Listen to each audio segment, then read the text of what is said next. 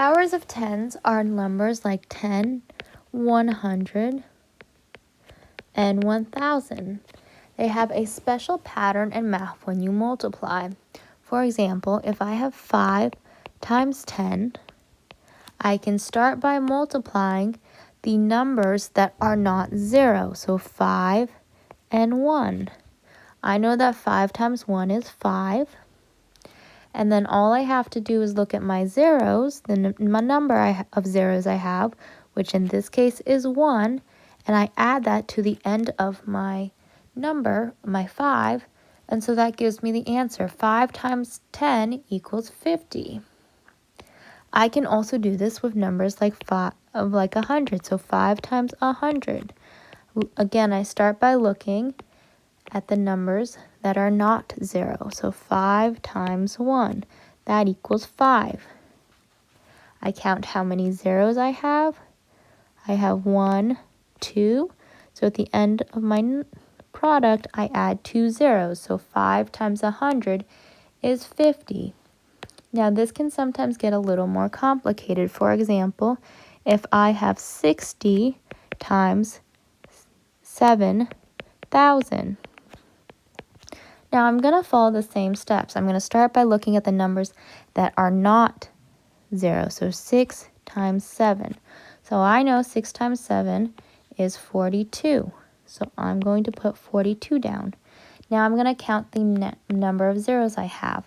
I have 1 here, 2, 3, 4. So at the end of my answer, I'm going to add 4 zeros. So 1, 2, 3, 4. So my answer is 420,000. Let's see that again. So let's say I have 15 and I have 200. So again, I'm going to begin by looking at the numbers that are not 0. So here I have 15 and 2. I know that 15 times 2 is 30. Now I'm going to count how many zeros I have. I have 1, 2. So behind 30, I'm going to add 2 zeros. So my answer is 3,000. Now powers of 10 can also be represented as exponents. So for example, 10 squared would equal 10 times 10, which equals 100.